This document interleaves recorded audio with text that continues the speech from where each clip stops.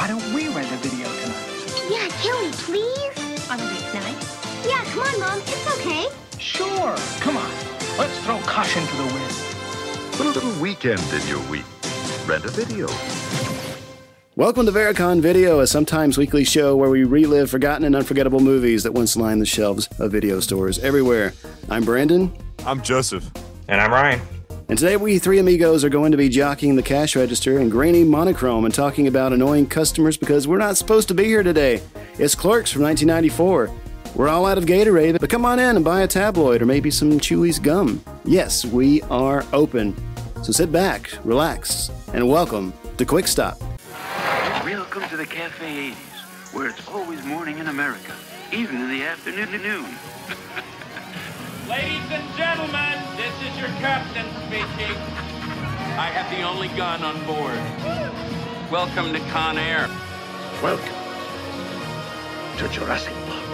Okay, good evening, America, and welcome aboard Apollo 13. I'm so glad you could come. This is going to be such an exciting day. I hope you're enjoying it. I think you will.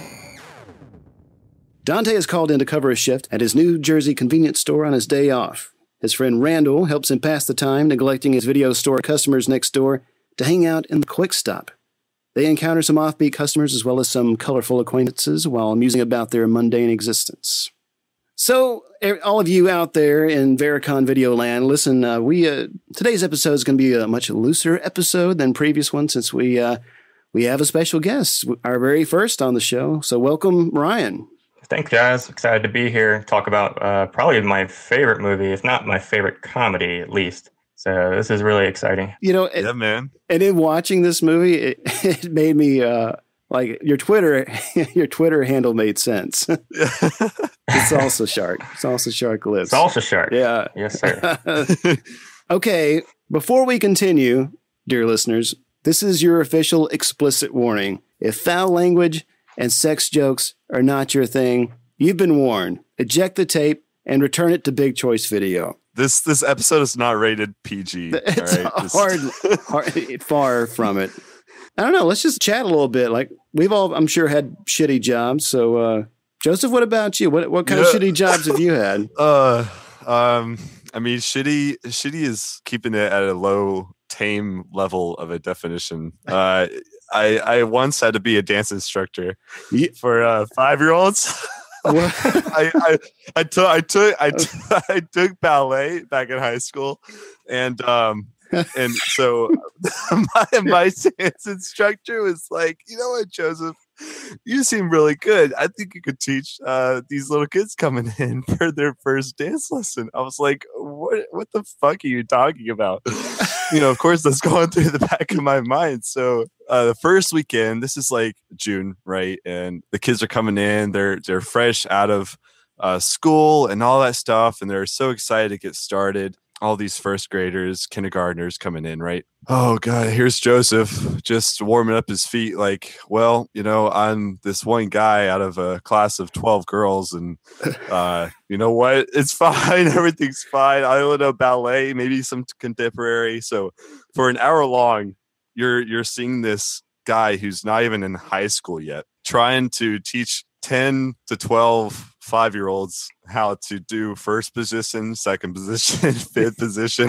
Let's do some pirouettes. Yeah. You weren't giving them an hour long. You weren't giving them cigarettes, were you? No. You know what? They were 5-year-olds, not 4-year-olds. Oh, okay. That makes a big difference. Yeah. Oh, yeah. So you could definitely say that was a shitty job for my experience. Jeez. What about you, Ryan? Oh man, how do I top that? Most of all of my experience is in retail, and I've worked at, the big box stores. Now I work in a smaller store, but you run into all sorts of, really run into anybody like Dante or Randall, of course. Oh, sure. But, but yeah, there are those, days where you can have, customers that, can really just hurt the shit out of you. You can have a great day and you could have 100 great customers and that one customer could just ruin the whole thing. But that's facts. Yeah. Yeah, and it just takes that one too. Believe me, I know.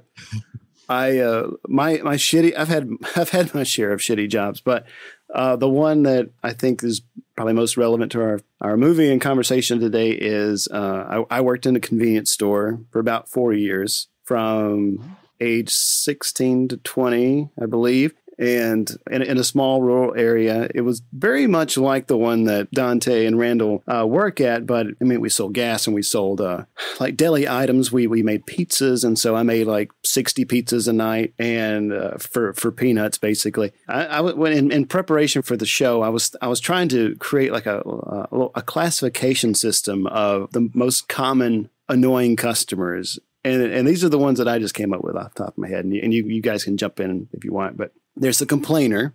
So there's the one that always has a problem. These are out of date, or, oh, I didn't get my receipt, or, oh, I gave you a 20 and you gave me change for a 5, or, any number of those things. Or you get those people who need a favor. Like they buy a pack of cigarettes and they're like, well, I'm $1 short. Let me just bring it to you later. Let me just take this gallon of gas with me and I'll pay it back later. Which reminds me of the guy in the Quick Stop who's like, excuse me, Sonny, can I get some reading material? And you said you got that crappy toilet paper in the back. Yeah, what about the soft kind? Let me just, if you don't mind, let me take that with me. Oh, yeah, thank you, Sonny boy, and all that. How about something to read too? Just give it to him while he's at it. Yeah, sure. This is what you got in the back behind the counter there. Yeah. Not the one on top. What about that one below it? Yeah, you got those really picky types too that I'm thinking of. People would order pizzas and they would say, run it through the oven one more time. I want it burnt. I want it cremated. Or I said I didn't want them jalapenos on my pizza. And I'm like, well, those are not jalapenos. Those are actually bell peppers. So I know what a jalapeno is. And so we got all that kind of stuff. And then you get the talker / joker, the one that comes in and just thinks they're so clever. Like when you scan something and it won't ring up and they say, must be free, right? Like, what do you like? Oh, yeah, I've had many of those. Oh, yeah. Well, Ryan, what was that one you texted me that they wanted to know where something... Yeah, you'd have a customer come to you and, they'll ask you where something is, and you will just point directly in front of them and say, there, it's right there. And you always get that, oh, if it was a snake, it would have bit me. Oh, no. Oh, no. Oh, yeah. I definitely had many of those. Hashtag cringe moment. Oh, yeah. Very cringeworthy. The one that is always my favorite in an endearing sort of way is the flirt. And so there was the guy who would come in the store. His name was James, but everybody called him Sheepdog. Oh, boy.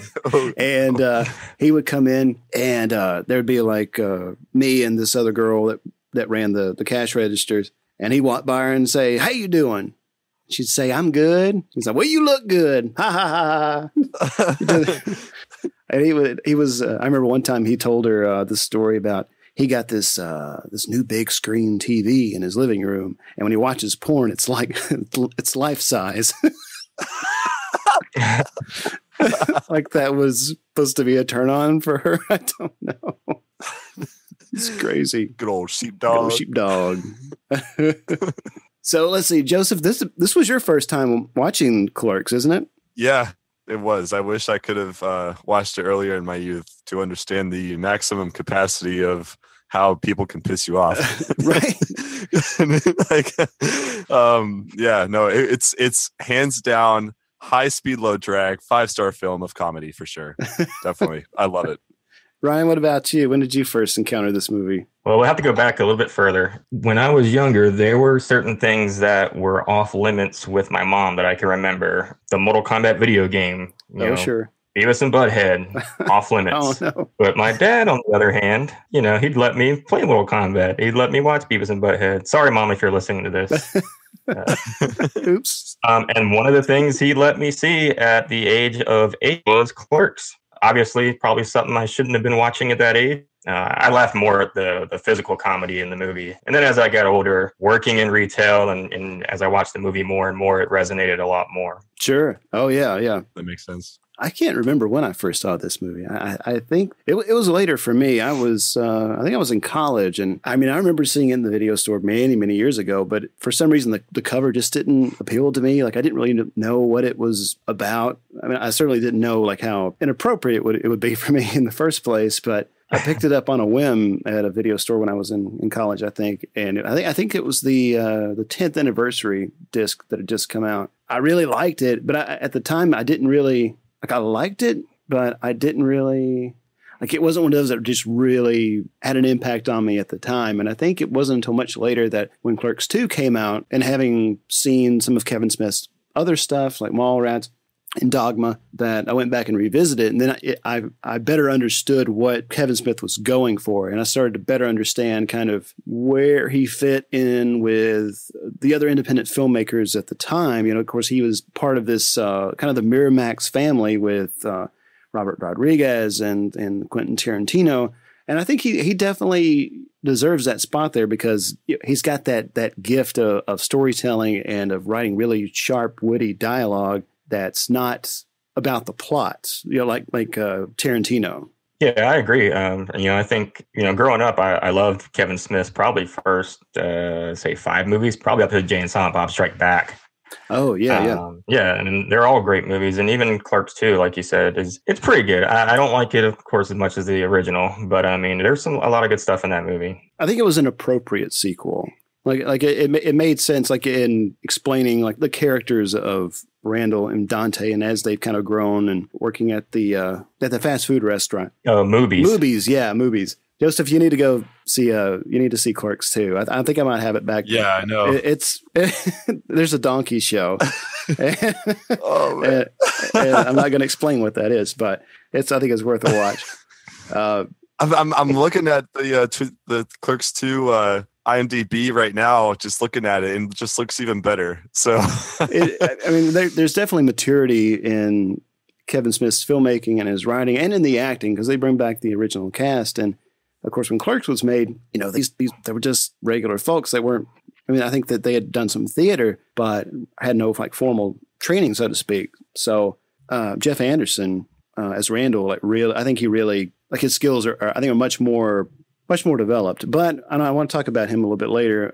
Well, actually, let's talk about it now. So since we're talking about the second one, Kevin Smith did write a third one just a few years ago, I think, and that he was going to, you know, bring back the whole cast again. The only reason that it's not happening is because Jeff Anderson said he wasn't coming back for it. Did you see that, Ryan? Yeah, I kept seeing through the years where it was on and it was off, and I mean, yeah, you really can't do another Clerks movie without Jeff Anderson. You know, he's probably my favorite character. Oh yeah. Well, I was listening on my but my road trip rather yesterday from North Carolina to Tennessee. I listened to a lot of Kevin Smith's Smodcast podcast, and he was talking, you know, a lot about Jeff Anderson, and he was talking to Scott Mosier about all his new projects, which I didn't know that Scott Mosier co-directed the latest Grinch movie.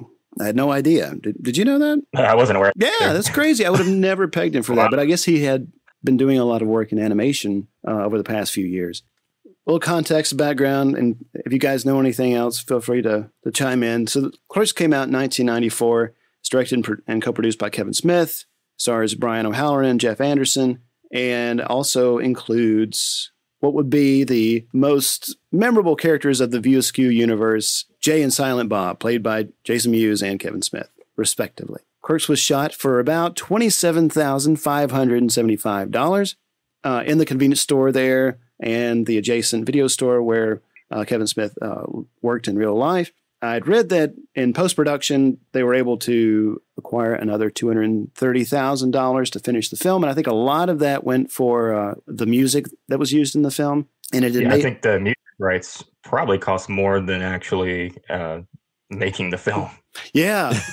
I believe you're right. Because they had a pretty impressive soundtrack. Yeah. It's funny because the budget that they had, that's why the actual movie was shot in black and white, because of their shoestring budget or the different types of lighting that was used and a lot of the post-production to resolve the issues with the color temperatures, which I found really interesting because when watching, I was like, why is this black and white? Why is this black and white? We're not in the 1950s, right? You know, right. And then all of a sudden I realized, okay, that makes sense. Yeah, I mean, it was definitely for practical reasons, and black and white film, especially 16 millimeter film, was certainly much cheaper. And so Kevin Smith really maximized what he was able to use and to be resourceful to get this movie made.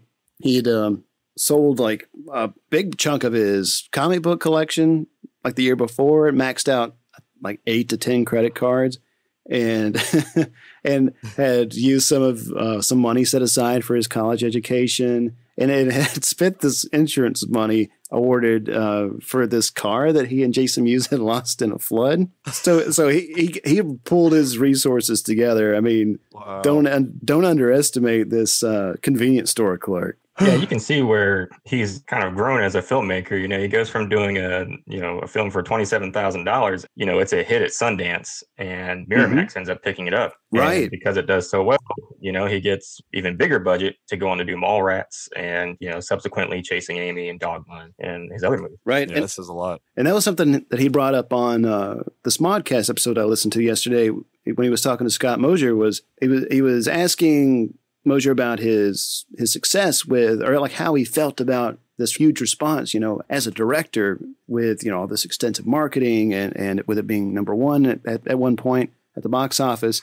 And Scott Mosier said, you know, it feels great. It's really awesome. And I'm just having a great time with it. But it wasn't the same kind of high or impact as it was going from being, you know, a nobody to being, you know, catapulted into the limelight because of the success of Clerks. And so he said that we're going from 0 to 60, you know, in a second. It was the oh shit moment or holy shit moment, as he put it. So the movie was shot in 21 straight days, and there were 2 pickup days. Smith based the character of Dante Hicks on himself and his buddy Randall on his friend Brian Johnson, who would later appear in some of Smith's later works. This Quick Stop actually was a real store, as we said. Like Smith worked there at the video store. This is in Leonardo, New Jersey. And again, for practical reasons, like he couldn't, of course, shoot during business hours because, one, he was working and then there were customers there. And so he had to shoot at night from like 10:30 p.m. to 5:30 in the morning. And so I thought this was very, very clever. So the shutters on the outside of the building won't open because of, you know, somebody has jammed gum in the padlocks. Bunch of savages. Yeah. Bunch of savages. And I mean, that was like a really clever workaround so that he didn't have to worry about showing daylight in the store. So he could shoot all night and you'd never know the difference. And so even when you get those exterior shots, it's just intercut so well that you really don't think for a minute that these scenes aren't happening, you know, in sequence. Is this store still there? Oh, I'm not sure. I think it was like that might have been 10 years ago.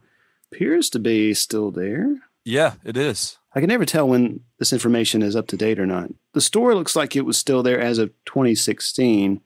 Yeah. I'm trying to find out about the video store next door. I can't imagine that it's still. And I know that the Big Choice video location that they used in the movie, they said that closed down. Yeah. Yeah, Kevin Smith actually mentioned that in I think it was like a 1995 commentary on the movie. Closed down very shortly after. But what was cool about that, or weird about that commentary, was that it was Kevin Smith, Scott Mosier, and I think the DP was on there, Dave, Brian O'Halloran, and Jason Mewes was there, but he was passed out on the floor the whole time. So they could just like, Jay, wake up. What do you think about this scene? And you just hear him grumble.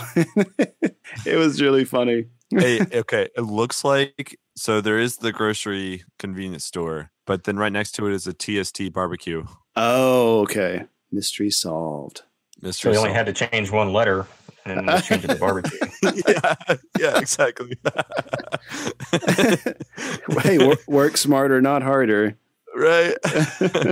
Save money. So I'd read, I don't have it in front of me, but there was a different ending shot where Dante actually gets shot by a thief or a burglar at the end of his shift, and it was supposed to be played by Kevin Smith with a shaved face and glasses or something, and that was like his demise, and it just ends there. I believe that's what I'd read. Oh, wow. Yeah, that was the original ending, and I think that's the ending that they used at Sundance. And I think when it was picked up by Miramax, they wanted him to change the ending because, it's a comedy movie. I think if you want to that way.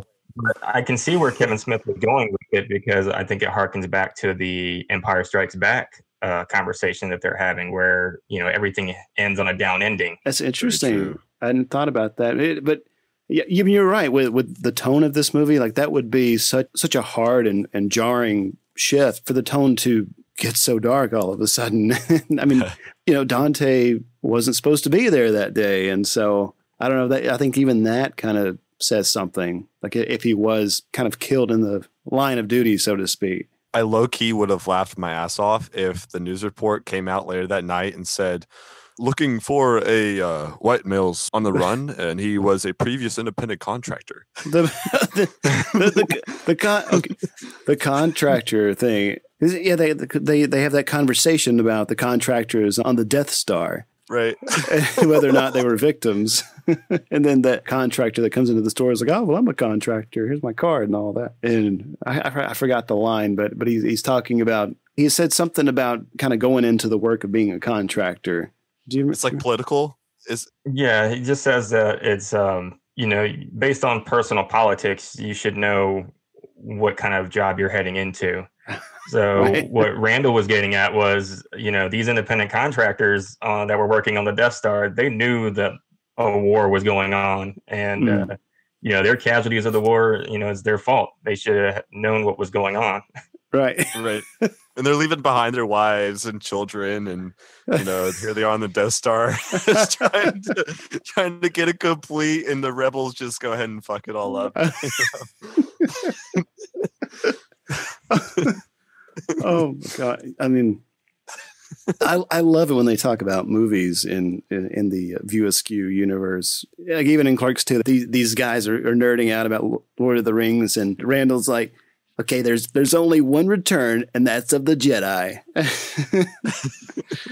And they really shit on Lord of the Rings in that movie. Hey, before we go on, there are a couple fun facts. I'm going to mention a couple later down the road, but first is the Clerks logo is made out of letters literally cut out from various magazines and food items. The C is from Cosmopolitan magazine. The L is from Life. The E is from the Rolling Stone.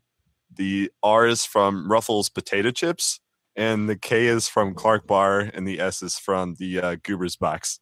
Wow. Yeah.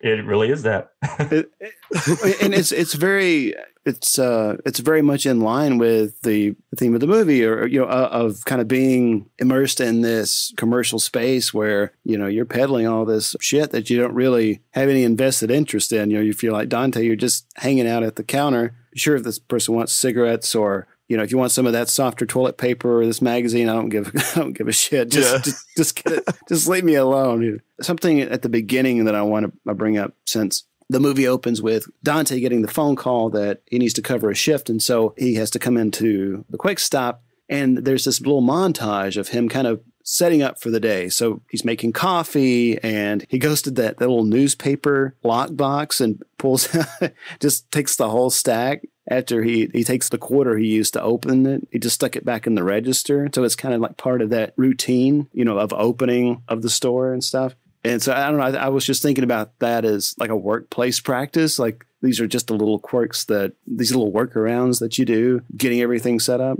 This is the everyday routine, like you said. He goes in, he makes the coffee, he puts the papers out, realizes the shutters are not going up. Right. That's out of his routine. It's just, you can kind of see that his day is already not starting off good. He doesn't have the paper. Yeah. You can see where it's going. Already smelling like shoe polish. Right. So yeah, he has to make the sign that says, yes, we're open, and drape it, stretch it across the shutters so that people know that, they're open. That's just another kind of notch in the belt of stuff of things that aren't going right. Then just heightens that his being upset about having to be there that day on his day off, because he's got a hockey game later at 4:00. So let's see. The next scene is that's the Chuli's gum scene, right? Yes. Yeah.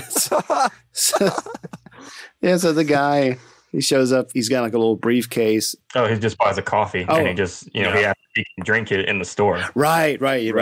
Somebody comes in and says, "Are you open?" Buys a pack of cigarettes, and the guy who bought the coffee is asking him if he's sure he really wants to buy those cigarettes, and then starts quizzing him about how long have you been smoking. But I love like the I don't know, just the attention to really naturally evolving dialogue. So he says to Dante, pack of cigarettes. Are you sure? Am I sure? Are you sure? Am I sure about what? Do you really want to buy those cigarettes? Are you serious? How long have you been smoking? What is this, a poll? Yeah, it's just, and it's really clipped and, stripped back and forth there. And almost theatrical kind of dialogue. Yeah. He proceeds to put the lung on the counter there. Yeah. And he tells the guy, he says, your lung, and he kind of, as he keeps going, he shows him something else. He shows him the trach ring that, somebody would use. And yeah, this came out of a 6-year-old man. Just talked the guy out of, buying the cigarettes and getting a pack of Chuli's gum. Yeah, Chuli's gum. Gosh. That smoker's lung is actually a calf's liver thrown in dirt and burned with cigarettes. That's right. What the fuck? I mean, if you need a prop, but I mean, Kevin Smith said in the commentary that he wished that they'd gotten a close up of it. But I mean, I really don't think you need it. This organic mass thrown up on the table or on the counter, it's enough. Ooh. But I love the guy's kind of rationale for like why Chuli's gum is a better alternative or a better thing to purchase than cigarettes. He's like, well, it's cheaper than cigarettes, and it certainly beats this. And then that's when he pulls out the lung. So I'll just take the gum. You made a wise choice. Keep up the good work. Dante's he already feels this guy's going to be a nuisance, and so maybe you just need to take that coffee outside. No, I think I'll drink it in here. No, I mean, eventually, he goes into, it's like a whole mob that ends up arriving at the store. He's just giving a whole speech to them and talking about how Dante's given this speech about following orders and all that stuff. Right. It's so funny. Yeah, he's got this activism mentality. It's this kind of mentality that allows this cancer-producing industry to thrive. And of course, we're all going to die someday, but how do we have time to pay for it? Do we have to actually throw hard-earned dollars on a counter and say, please, Mr. Merchant of Death, sir, please sell me something that will give me bad breath and stink up my clothes and fry my lungs. It's a damn protest in a convenience store. Just totally attacking Dante for no reason. Mr. Merchant of Death. The store that I worked at, we sold cigarettes, but we didn't sell alcohol at the time. I believe the store now does, so because I think at one point they tried selling alcohol, but there was such like a protest from the community because it was a very, it's in the Bible Belt in southern middle Tennessee. We're not going to have this, and people would just come in and say, "Oh, well, you shouldn't be selling that." So so essentially the same thing happened to them. So that the clerks got the beating for it. All right, so we got the mob, and then this is where Veronica shows up, I believe. Yeah. Yep. Yep. Yeah, she shows up with the fire extinguisher. Right. That's it. The guy tries to leave, and she's like, "Hold it right there." And she wants to see some credentials, and then we learn he's a Chuli's gum representative, just stirring up all this to sell more gum. And so they finally get him out of there and breaks up the mob. Except for one guy. Oh, yeah. Who was the one guy? He stays behind and still gets a pack of cigarettes. Oh, yeah. Go figure. Yeah.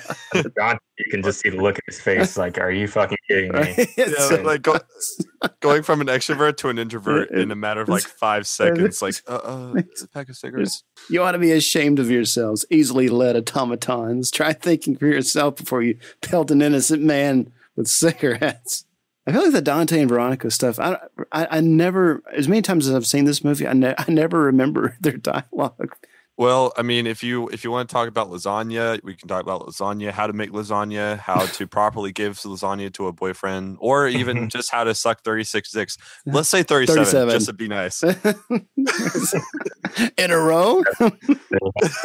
Yeah, they have that conversation behind the counter, about how many people he slept with and how many dicks she sucked. Because that's right, because she's making a big deal about him sleeping with 12 different girls versus like her having like sex with 3 guys, and then he's like, well, how is that any better with what I've done? Then she says with the whole 36 dick sucking, and then he's like, well, how does that make things better? Yeah, we have to meet Willem first to discover how many she's done. Oh, right. Yeah, that's right. Because that's when they talk about the snowball and what the snowballing. Yeah, it's a blowjob thing. After he gets a blowjob, he likes to have the cum spit back into his mouth while kissing. It's called snowballing. You request this? So you sucked that guy's dick? So yeah, how do you think I know he liked? But you said you only had sex with 3 guys. You never mentioned him. That's because I never had sex with him. You sucked his dick. We went out a few times. We didn't have sex, but we fooled around. Oh my God, why didn't you tell me? You only slept with 3 guys. I love that so much because he's just flat out, okay, how many dicks have you sucked? And I don't know if he's more disgusted by how many it was or if it was just that guy in particular because he's, drugged out. Yeah, that's true. Like am I no better than this guy? No. Right, because he's kind of got this Grizzly Adams thing going on. But yeah, the numbers like something like 36, something like 36. I'm 37. He tells the customer, my girlfriend sucked 37 dicks. The customer's like, in a row? On his way out the door. I think this whole conversation about whether, oral sex counts as sex and everything. And obviously to her, like it didn't, as she does know that he's definitely not very happy about it. He's like, oh, I feel so nauseous. oh yeah. This is one of my favorite bits for some reason is whenever she leaves and he like sticks his head out the door and says, try not to suck any more dick on the way out, on your way through the parking lot. Then the guy goes off in the same direction as she does, a stranger against the wall. Oh yeah. And it's like, where are you going? Yeah. You get back here. Yeah. Yeah. Oh, and then we get Mr. Wanowski, the guy who's he's returning videotapes, or he's trying to, but the video store is closed and it should have been open a while back. And so the guy comes into the Quick Stop. He's complaining about the clerk next door. Randall isn't there and it's not open. And the guy's really impatient. Says it's not like it's a demanding job. I like to get paid, sit on my ass and watch TV.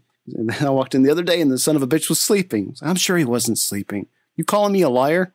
Are you calling me a liar? It's like, no, he's probably just resting his eyes. What the hell is that? Resting his eyes. It's not like he's some goddamn air traffic controller.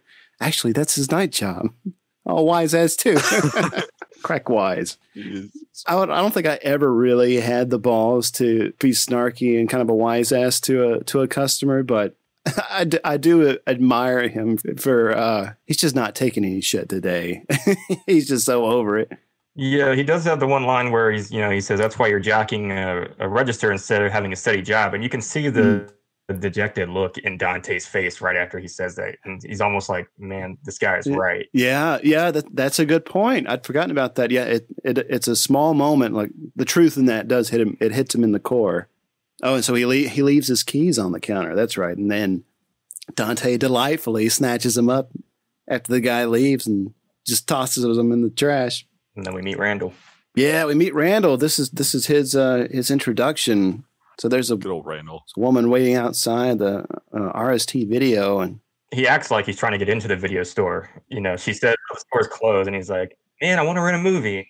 Oh yeah, well, yeah. What movie are you after? And she gives him the title. He's like, "No way, that's what I came to rent." So I bet you. Dental School, a cinematic masterpiece, I'm sure.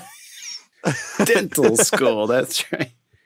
Bet you $20 you don't get to rent that tape. I always wondered if he ever got that. If she ever gave him that $20.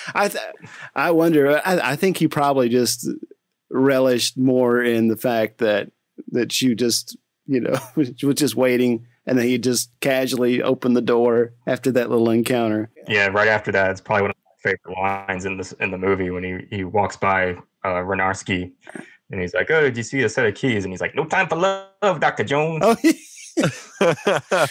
yeah, because he does. He's got the jacket and he's got the whole getup on without the hat, pretty much. But Randall, I think this is when he comes into the Quick Stop first. This is where they're talking about where Dante and Veronica, or whatever they're fighting about, and then brings up Caitlin, his ex-girlfriend, and how many times they eat on him, which is 8.5. Yeah, that girl was vile to use. Yeah. It's like, come on, dude, just get over it. it's hard to go in sequence with this movie because it's almost like it's, a bunch of vignettes instead of one cohesive movie all the way through. Well, you're absolutely right. It's I read somewhere that it was modeled in part off of Dante's Inferno, and that's why it has these kinds of vignettes to represent the 9 different circles of hell or something, and of course why the main character's name's Dante. It doesn't feel linear to me, even though it's the start of the shift pretty much to the end. It doesn't feel that way to me as a viewer. But yeah, that scene in the video store with the mother and the child, and Randall is oh my gosh, it's priceless. Like every single title, I was laughing out loud. I was to the point I had the windows open because I was just trying to let air in. All of a sudden just burst out laughing my fucking ass off. Yeah, and they're all made up. Put it where it doesn't belong. My pipes need cleaning. All tit fucking. Volume 8. I need your cock. Ass worshipping rim jobbers. My continate chefs.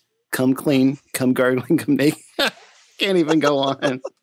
Jeff Anderson was too embarrassed to read off these titles. Of course, I don't think they would do it with the little girl in there, but I think that they kind of intercut her standing there with him reading the titles. Gotcha. So they just shot that separately. Yeah, that makes sense. That makes sense. What was the name you were looking for?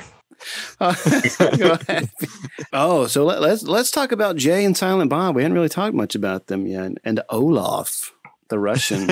So Jay and Silent Bob are these characters who hang out outside the quick Stop and RST video, and they sell drugs, and they just kind of hang out and just smoke cigarettes and yells at female passersby. And so we know Silent Bob doesn't say anything. He's got the one line at the end of the movie, but the stuff that Jay says to Silent Bob, and Silent Bob isn't even like reacting. He's just kind of smoking. Jay's like, oh, I'll suck your dick and all that.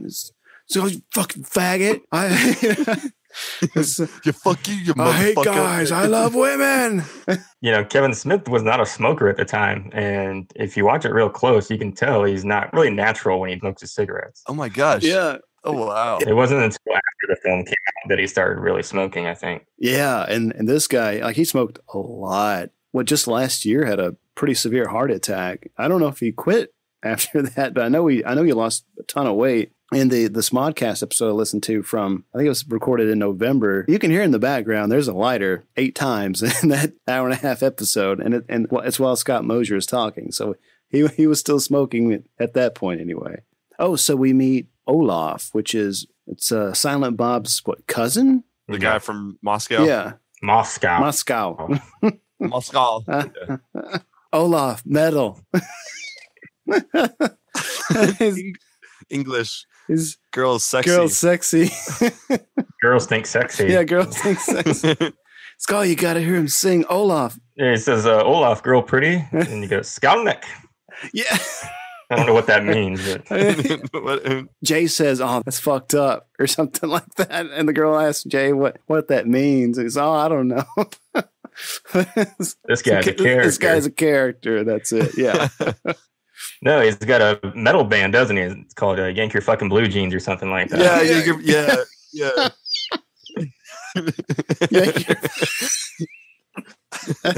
My love for you is like a truck. Would you like making fuck? Did he just say making fuck? Making fuck. Yeah, making fuck. And Snowball, or Scott Mosier's character, is listening to him too. He's singing more of those berserker lines. And what does he say, Ryan? That's beautiful, man. It's beautiful, man. I like he says stuff like, would you like to suck my cock? Yeah. My love for you is ticking clock. Yeah, my love for you is ticking clock. Oh, and I think if I've got this right, the next scene is Dante is inside and he's helping this guy. He's got this his hand stuck in a Pringles can. Tells the guy to grab hold of the counter, and Dante gets it off finally. I love that in this moment, Dante, he starts eating some of those chips that are left at the bottom. It says something like sometimes those last chips, it's just not worth it or something. Sometimes you got to let those hard to reach chips go. Yeah. Right. You just got to let them go. Like letting it go. Yeah. I think the guy that he's pulling the can off of he's channeling like his inner like Bill Murray from Caddyshack. Oh, if you really listen to his voice. Interesting. I didn't pick up on that. Yeah, I think Kevin Smith mentions that in one of his commentaries. Yeah, you can hear it. Usually, I just turn the can upside down. Oh, he does talk. He does talk like that. I didn't make that connection. Oh my gosh.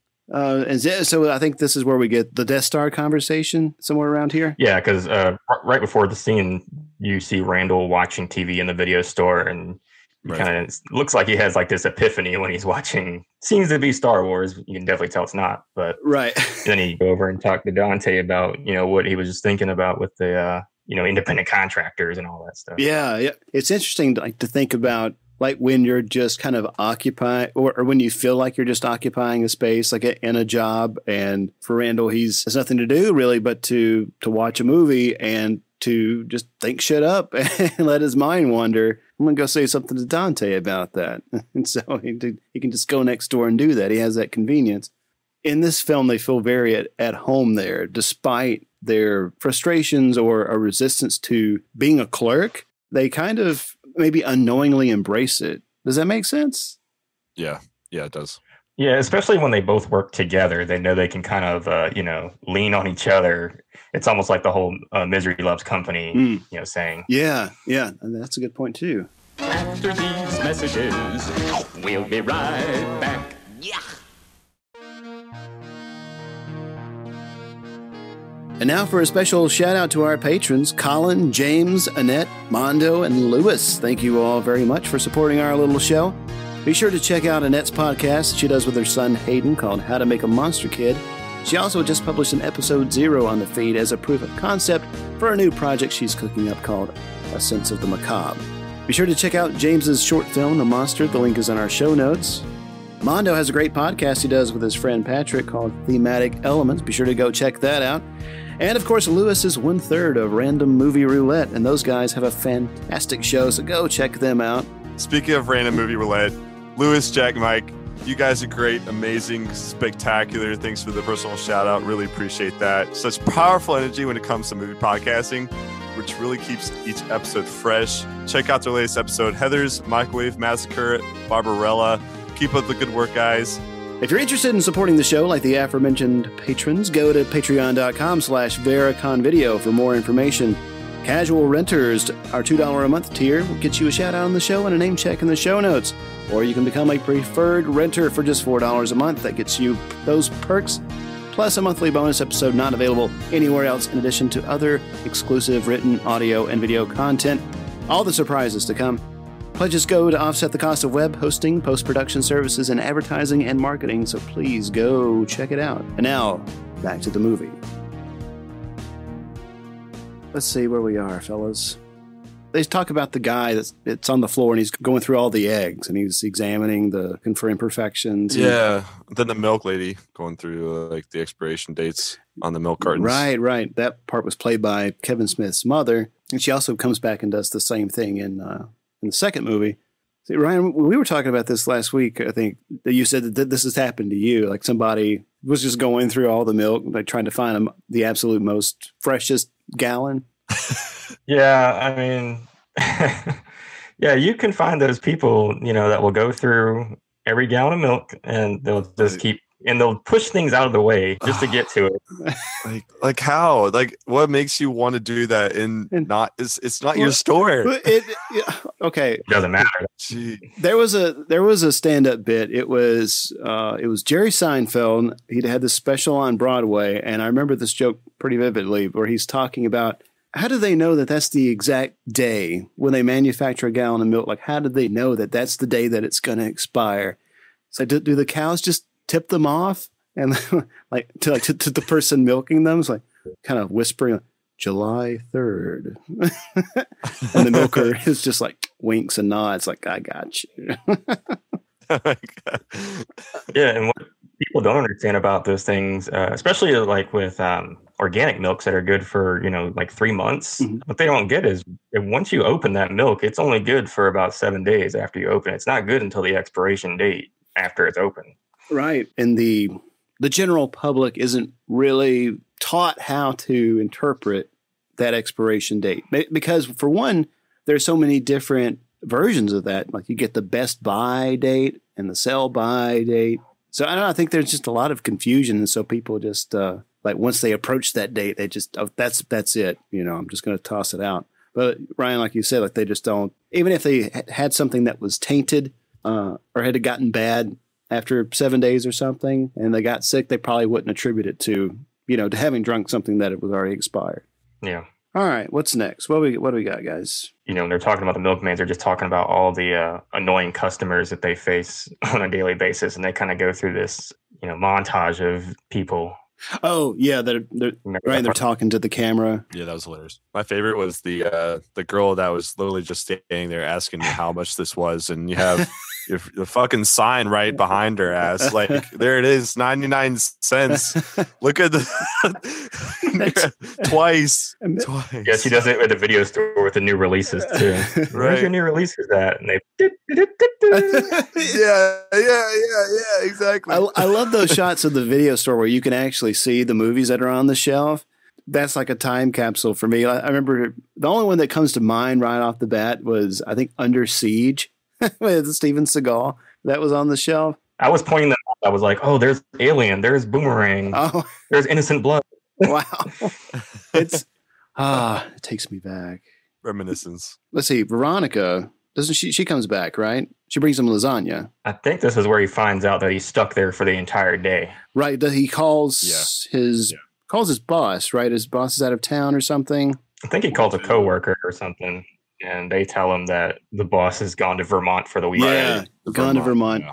And he's just yelling at her. And, he's stuck there till close. You know, then you get the "I'm not supposed to be here" day. Yeah, we get that so many times.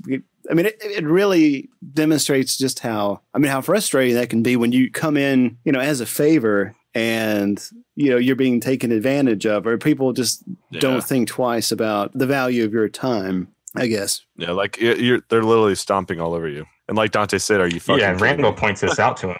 He tells him that he buckles all the time. Yeah. Like a belt is how he puts it. You know, anytime somebody is shitting on him, he just takes it, you know, giving it back to them. Yeah. And that kind of resonated with me because I felt like I used to be that person. I was always kind of like a yes man. And anytime anybody needed to be out of work for any particular reason, legitimate or otherwise, I was like, yeah, sure, I'm happy to do it. And it wasn't because I was thinking, oh, well, I'm going to make some extra money. It's like, oh, just, you know, I'll help them out because they need it. But then people would take advantage of that. And so I think over the years, I've been a little better about that, but I do buckle. It's a little easier now because back then you probably didn't have a caller ID, so he just answered the phone and pretty much you didn't have to say yeah. You know, now I can just look at my phone and say, "Oh, work's calling." I'm not going to answer that. Right. Yeah, that's true too. How the world has changed. Oh, indeed. Then I think we're getting close to the hockey game, right? Because Dante was frustrated after the phone call because he had planned to do the hockey game. And then they have this epiphany that, well, we don't have to go to the park or wherever it was that they were going to do it, right? Yeah, the park. Yep. And so they decided to do it on the roof of the building and to close up for while they're doing the game. And this is like in the afternoon. It's like 4:00, I think. Yeah, temporarily closed. Be open after first period or something like that. Small game of hockey, but meanwhile there's customers that they're climbing up this ladder and say, hey, you know, I need a pack of cigarettes. And this one guy is played by Scott Mosier, but he shaved his beard, but he comes up on the roof and he starts like criticizing their plays and stuff and gets in on the game. He's like, oh, you can't even pass. All that. Yeah, there's one part in that scene where Kevin Smith says that's his one special effect because Scott Mosier is up on the ladder. He is also playing the other character of Willem, a.k.a. Snowball, down on the ground level. Because they yell up to him and say, here, you open. They both yell down, no. So he's actually talking to himself there in that scene. Oh, wow. Man, that's so awesome. Fun fact. They had a lot of the cast members and crew really like played multiple roles. And so you really do get a sense that there is a much bigger cast that's coming in and out of this movie when really it's a relatively small group of people. Yeah, even Walt Flanagan plays 4 different characters in this movie. Right. Yeah, he does. The game was like insanely short, wasn't it? It was like 12. He said 12 minutes. 12 minutes. Yeah, we only get 12 minutes of the game. It's over. As long as his fellow players get free Gatorade, right? Yeah. Well, the problem was nobody brought any extra balls. Right. Oh yeah, Only one and ball, you know. once they knock it off, Except for Jay, of course. He's got the biggest pair you've ever seen. Oh, you knew that was gonna have a line. Let's see. Oh, the old man shows up here. The one that oh god, he wants. He asks if they have a bathroom, right? Sonny boy. Sonny boy. Yeah, he's changing the light bulb out. Oh yeah. He's got the fluorescent bulb. Yeah. Mm-hmm. And the guy says something about he knew somebody who used to chew glass for a living, or got cancer, or he said he chewed glass or fluorescent bulbs for a living, and I think he says he died. And Dante's like, "From what? Chewing fluorescent bulbs?" He's like, "No, you got hit by a bus." Gosh. And then that's when they go to the back and forth about using the bathroom. Right. And so he's like, "Oh, yeah, I'm not that young anymore. So I'm kind of, incontinent." I always found that that's what he admits to a total stranger, that he's incontinent. It takes a while. Yeah, it is a very long and kind of drawn out explanation to kind of buttress his plea for like why he should be allowed to use the bathroom and why he should be allowed to take some of the soft stuff off the shelf. Yeah. Let's get the second magazine because it has bigger tits. Because he says he likes the cartoons. They make him laugh. Once again, Dante buckles. Anything to get this guy out of his hair. Yeah. Right. Yeah. Right. Yeah. Just leave me alone. That kind of attitude. Yeah. Whatever you want, just go away. And so he finally goes away. Not to be heard from again. Somewhere in there is where Randall gives the 4-year-old the cigarettes. Right, because he's distracted. He's reading or something, and a child comes up and puts money on the counter, and Randall just reaches up, absentmindedly grabs a pack of cigarettes and hands it to this toddler who wanders off and lights up. It's a really very quick insert shot of this kid sticking a cigarette in its mouth. It's pretty funny. I don't know why. It's not like a half second. It was an ex of Dante's, right, Ryan, that died? Yeah, I can't remember what number it was, though. It was one of them. One of the 12. Oh, number 6. Yeah. 6. Okay. Randall says, you had sex with a dead person? And so they go to her wake, and you see Randall and Dante, they go up to the front of the funeral home, but you don't see them actually go into it. They just, when they shot it, they just shot exteriors, and without permission, from what I remember. Yeah. You see them about to go in, and then you see them running out, because as we find out once they get back to the store in their banter, that Randall had leaned against the casket and it tipped over and the body fell out. And I love as they're running away, Dante rolls over the car to get into his side of the car. Right, yeah, as they're fleeing. I know how he decided to do on his own. That was fantastic. Yeah, it's very very Starsky and Hutch kind of escape there. I always find it funny in movies where, in movies and TV, where it almost seems like they don't have a conversation at all while they're in the car. It's just when they get back to where they're coming back from, that's when the conversation starts.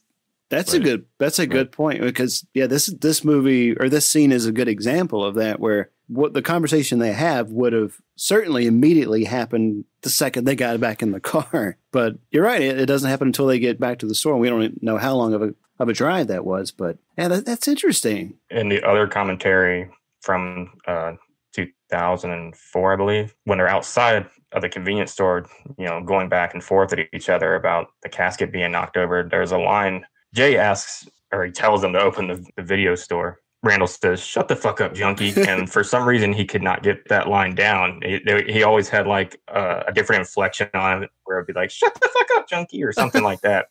Yeah, then Jay comes up and is trying to provoke him and stuff. He actually farts on him. Yeah. I don't know I can't remember if you can hear it. I remember it. It's very subtle. Come up in the chat. Yeah. It's so subtle that it's there, and that's why it's funny. Randall wants to borrow Dante's card to rent a video, even though he works in a video store, but he works in a shitty video store. So he wants to go to Big Choice. And as they're having this conversation, this customer comes up to the counter, And this cat, where did the cat come from? I think it just kind of hangs around the store. It's probably the owner's cat. Yeah, that makes sense. Yeah, it's like on the counter and it jumps down. The customer said, well, cute cat, what's its name? Annoying customer. It's like fuck you. Oh, yeah, we forgot to bring up the cat because there's another scene in the long-running list of movies that you guys do where there's animal feces involved. Right? Yeah. Oh my God. This keeps fucking coming up. I swear. I don't think we've had cat feces yet, so we don't have cat feces. We're collecting. We're collecting horse feces, dog feces, bird feces. No cat. We're feces. trying to catch them all. They're like Pokemon, and so Pokemon Go with feces. Yes. Next gen, guys. This is the new trend. Fortnite, screw you. Animal feces, Pokemon Go. Here we go, guys. And there's the litter box on the counter, and the cat just gets in there right in front of the customer and just drops a turd right there in the sand. And apparently it was like it really did that. Like, it really took a shit right there on camera right in front of that customer. Oh my goodness. He's asking about going to Big Choice Video, and Dante tells him, well, you have a job to do. Your title dictates your behavior. And they kind of go back and forth about that. This is where we get the customer that comes in that goes on and on about the tabloids. Right. Yeah. He picks up that tabloid and he's, just amazing what kind of shit they print these days. And he keeps interrupting like while Dante and Randall are having a conversation. And the guy's just, I read it this one time that, there was going to be this big disaster and we were saved by some bird fish thing. And he's the one that Randall spits water on, isn't he? Yes. Yeah.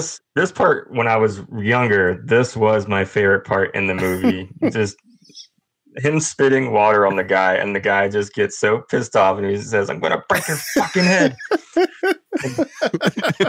The more I watch it, the funnier it is because he's trying to get over the counter to get to him when he could easily just take 3 steps around the counter if he wanted to. Yeah.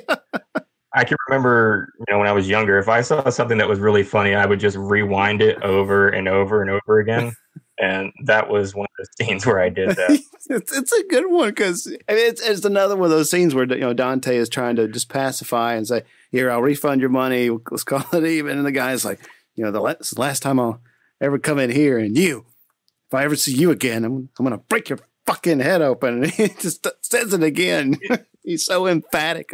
Yep, and this is where you see another scene where you see the big difference between Dante and Randall, where Dante is always trying to diffuse the situation. Randall just really doesn't give a fuck. Yeah, you're right. You're absolutely right. And so Randall he's that guy that he really gives zero shits. Like he's not concerned about the consequences of anything, or he is okay with taking zero responsibility in any situation. And just kind of rolls through the situation without giving it much thought. Whereas Dante is certainly much more uptight about everything.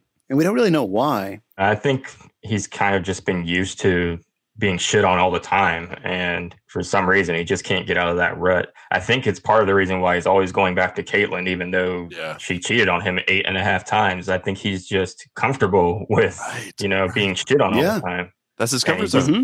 Right. Yeah. It makes you feel bad for him and sorry and empathetic, but it's just like, dude, you just got to move on, got to not take those hard chips at the bottom of the can. Just got to let it go, There is a scene. I'm not really sure where it falls in the timeline, but there's this trainer guy who comes in, and there's this other girl that knows Dante or knows of Dante. And there was some conversation about this trainer guy sleeping with Caitlin. He had slept with Caitlin while Dante was dating her, and he specifically puts it, I used to fuck her. Yeah. For 2 years, right? And don't take this the wrong way. Yeah. Dante's just a mess, honestly. It's Rick Darris. Right. And apparently he was this big hot shot. Like, oh, you're Rick Darris? Like, you're Dante. You're Dante Hicks. Yeah. Meanwhile, while they're having this conversation, this guy in a suit and glasses comes in just off to the side of the frame. He comes in and just discreetly starts filling out this form. We don't really know what's going on. But then after the conversation with Rick Darris starts to kind of simmer down, he asks Dante if he'd been there all day. And Dante interjects in the conversation. Was like, yeah, I've been here since however early it was. And the guy just keeps on writing. And it's like, this is a fine. You sold cigarettes to a minor, and this is what you owe. Dante denies it, of course, because he didn't do it. It was Randall. But the guy was like, well, you said you were here all day. The complaint was made. Sold cigarettes to this 5-year-old kid. 4-year-old kid. Yeah. The fine is doubled because of the extremely young age of the child. Too. Yeah. Oh, yeah. Yeah, that's... Yeah. Jeez. Yeah.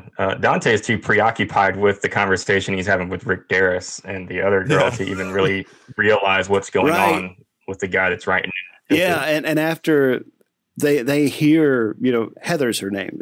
Heather and Rick Darris they become kind of bystanders watching the argument between the guy and Dante. And Heather's like, you sold cigarettes to a 5-year-old girl? That's sick. That's sick, Dante. And so he's just kind of being smeared even further. Poor guy. Caitlin comes back to town, to come find Dante because he's a wreck right from finding out that he's about to marry a Asian design major, which I never understood why they had to emphasize it. He was. I feel like there's a similar joke that they make in, I think in Juno about, I haven't seen it since it came out, but Juno said something to Jason Bateman's character, I think, that she expected him to, I guess, like live a cooler lifestyle and be married to an Asian woman who played bass guitar or something like that. I don't know. There's just something, I think, in movies that there's this kind of quote unquote nebulous Asian stereotype that like design major or, talented musician or really, mathematically savvy. Anything in the arts, just intellectual. Yeah. Basically. The stereotype they were working with. Randall comes back from the video store with his film. Oh yeah, what did he get, by the way? Best of both worlds. Best of both worlds. Yeah, hermaphroditic home.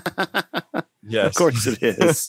it's child programming, I think it's called. That's what he calls it. But see, at some point, I don't know where this happened, but Dante finds out that Caitlin, she was engaged. Then when she comes back, she says that like her mother forced her into it. Yeah, basically her mom like thought everything of this Asian internal design major, and his name was Sang, not Sing, but Sang. Past tense.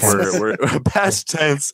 The past tense guy, right? And so she thinks that he's this hot shot. Caitlin's basically going with it because apparently she's just like Dante and doesn't want to be true to herself and her feelings, so she goes along with the engagement and just like sort of, yeah, sure, I want to get married, sure, sort of, maybe, sure. So then she feels bad for Dante and drives all the way down from Ohio to see Dante. So that's where this whole altercation begins. Let's get Sang and Veronica together, right? Yeah, they go to the video store and then they kind of talk about dating again. Dante is kind of a scumbag for this because he's already got a girlfriend and he's talking about wanting to date ex-girlfriend again. Right. And when she brings up date option number 2 with going walking, then going naked, his eyes just light up and it's like, oh, let's nakedness, yes, even though I have a girlfriend, yes. But she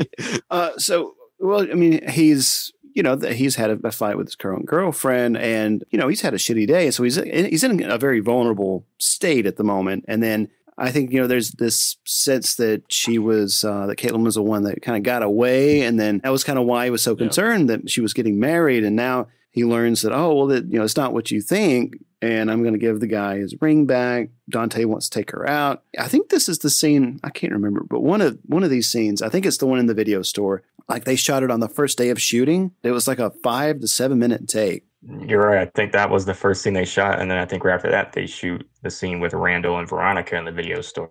That's right. Yeah. Dante goes home to change and leaves Randall in the grocery store. Right. Or the convenience store. And then, Caitlin just wanders off. Yeah, she goes to street too, but she ends up getting to the convenience store before Dante does, and she, walks in on Randall watching his movie. Right. And then he's like, if you hurt Dante one more time, I'm going to kill you. Yeah, so she decides to go to the bathroom. Right. And Randall warns her that there's no lights on, or there's no lights in the bathroom. For some reason, they go out at sometime after 5 o'clock. And 5:14 p.m. Yeah.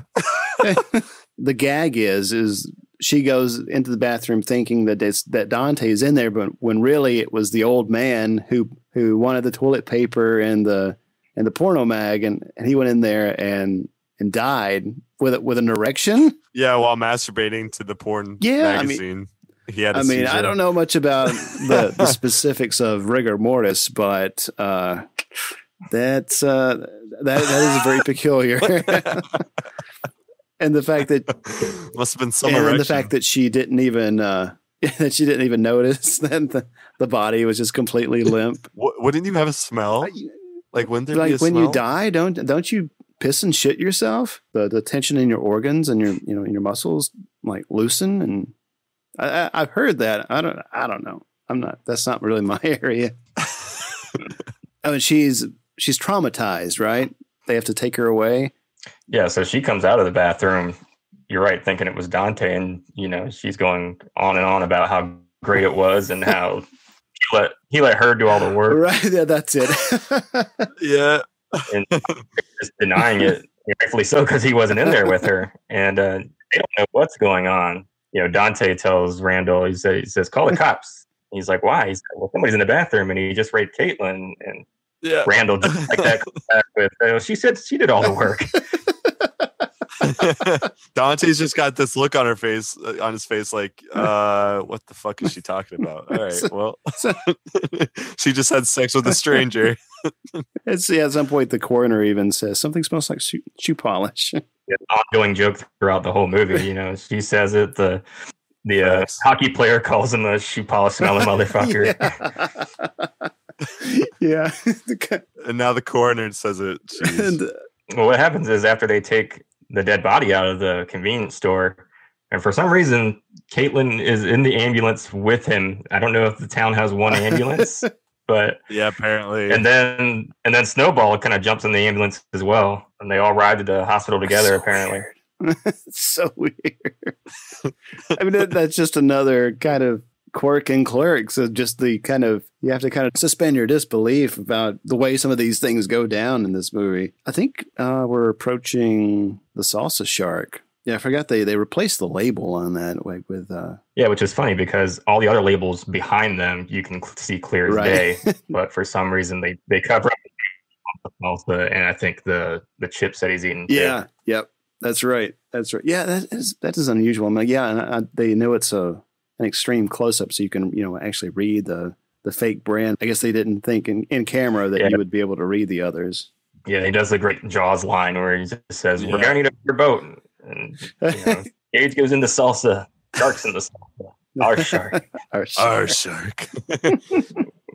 But I definitely think that this was especially the scene between Dante and Randall, it was a good scene between them because it showed that Dante is trying to be himself in some way because, Randall calling him a fucking coward and Dante's like, don't call me that. This is enough. I've had enough of this. So I think with them fighting, it just shows that Dante's trying to get out of his comfort zone of his life and just being a convenience store employee, having people run all over. Yeah, well, Dante, he's got the line that's, he's stuck in this pit earning less than slave wages, working on his day off, dealing with every backward fuck on the planet. The goddamn steel shutters are locked all day. I smell like shoe polish. I've got an ex-girlfriend who's catatonic after fucking a dead guy. And my present girlfriend has sucked 36 dicks. 37. And so, he just, in that moment, he sums up like every kind of benchmark of hell that he's passed through in this day. Get the shit or get off the pot thing. Randall's trying to light a fire under his ass.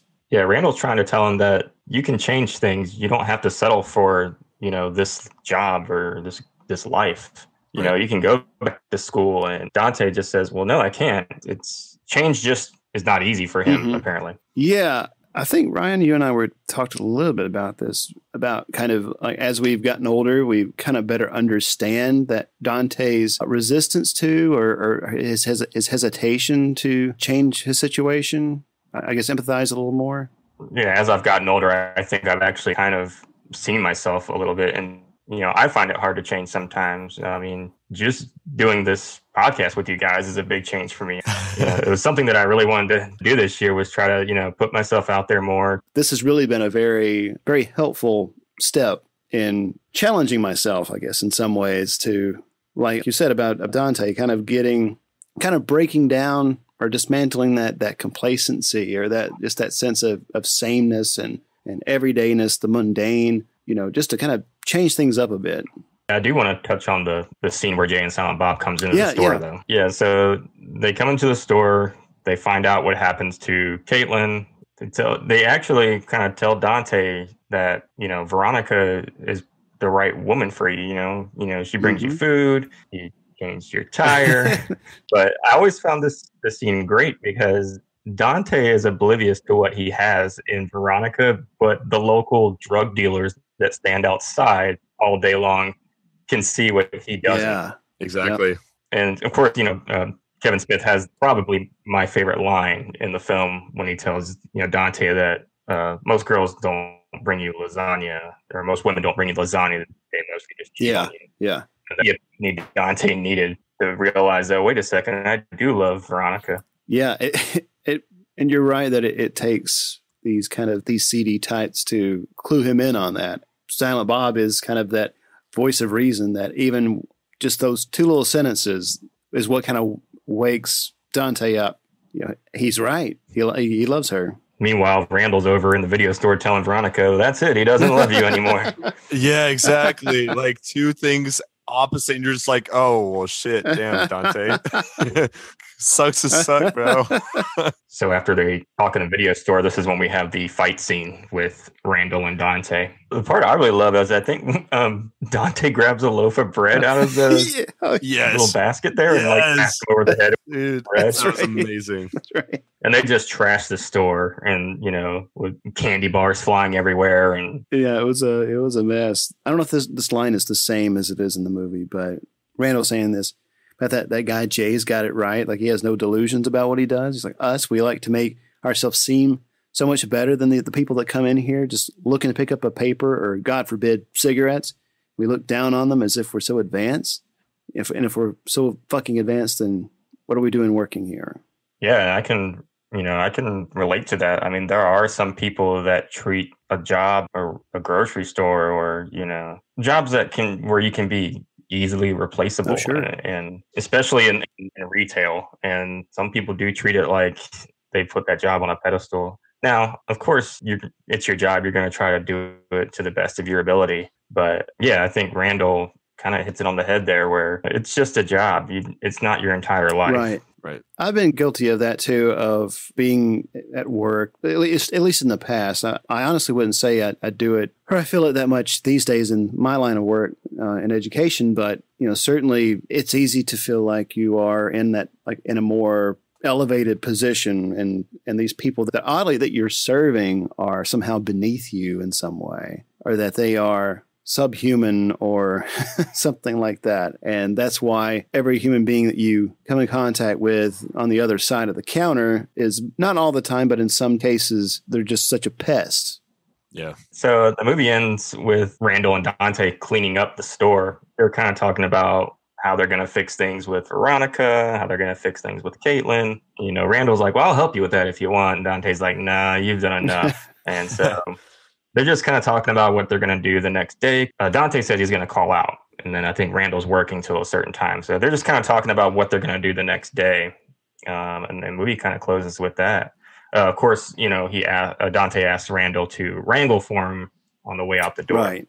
Basically signifying that's just another day, It's just long day, but just another day. Yeah, and then, he wrangles out the door. He grabs the sheet off of the shutters that says that I assure you we're open, and he throws it on. Dante says, you're closed, and then the credits roll. A very fitting ending for this movie. Coming full circle, this whole shift. Well, that's Clerks, everybody. I don't know if you guys have any final thoughts, but I feel like we don't really need them. We've kind of peppered throughout our opinions and feelings and ways in which this film resonates with us. But if you have anything to add, please feel free. I just think it was really well done. I think the directing and the screenplay writing, it was spot on with terms of how to describe one's day, especially in terms of this kind of job with interacting with people on an hourly basis and how much interaction you go through and emotion you go through. Behind the counter, it is more than just somebody giving you things. You know, it's an actual human being and not a robot on the other side of that counter. When we think about how we're customers, yeah, we want customer service. But in order to have respect, you need to give respect. Respect goes a long way, especially with this kind of a job. And I think this movie does a great job portraying that. Nice. I think for a directorial debut, you know, I think Kevin Smith knocked it out of the park with this movie. I've loved it since I was 8 years old. So it's one of those movies that has stuck with me for a long time, and I could watch it anytime. I can quote almost the entire movie. Yeah, I mean, it's just a great movie. I think everybody should check it out. And now, coming soon to video cassette. I have no idea what we're doing next time. I'll just say we'll announce it. So expect some delays in episodes over the next few weeks. We're not really sure what we're going to do next time because my fault. I'm to blame. So you can send all your hate mail to me. I'm going to be doing a lot of traveling over the next few weeks. Sometimes have to leave on a whim. I'm interviewing for jobs, so cross your fingers out there. And next time we're going to be recording our bonus episode for Patreon. It's going to be RoboCop from 1987. So Old Detroit will be coming your way very, very soon. And if you are not one of our preferred renters, be sure to go and check that out after the first week of March, and you can listen to your exclusive bonus episode. And don't forget to keep August 2nd through the 4th on your radar for HorrorCon Flashback Weekend Chicago. Guests include Sam Raimi, Bruce Campbell, Robert Englund, and Tony Todd. And more to come. Tickets will go on sale soon, and we will keep you posted. Horror Movie Survival Guide. Shout out to Julie and Terry for their podcast. Great stuff coming their way. You two are not just hysterical and professional at what you do, but the nerd level is so relatable. Go check out their latest episode, The Shining. You've always been the caretaker. And last but not least, the Filmcast slash Filmcast with David, Devendra, and Jeff. Epic talks about the recent movie releases. Just one about the Alita Battle Angel. Just this past Tuesday, visual effects of this film directed by Robert Rodriguez are ridiculous. It's a great job, guys. Keep up the good work.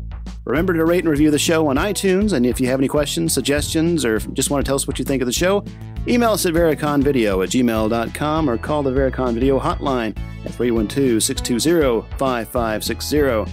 Find us on Facebook, follow us on Twitter, stalk us on Instagram at Vericon Video. Go check out our new t-shirt designs over on TeePublic. The link is on our website at vericonvideo.com. We hope you enjoyed today's episode, everybody, and we will see you again next time to chat about another exciting movie from the rental era. So long, everyone. Peace out, guys. Goodbye, Vietnam! That's right. I'm history. I'm out of here. I got the lucky ticket home, baby. Okay, bye-bye. Thank you. Bye-bye. Bye-bye. Bye-bye, Jenny. Bye-bye, boys. Have fun storming the castle. Goodbye. Do take good care of yourself. What is this, your farewell speech? Going home. Have a good trip. Hasta la vista, baby. I have to go. Adieu, auf Wiedersehen, Gesundheit. Farewell.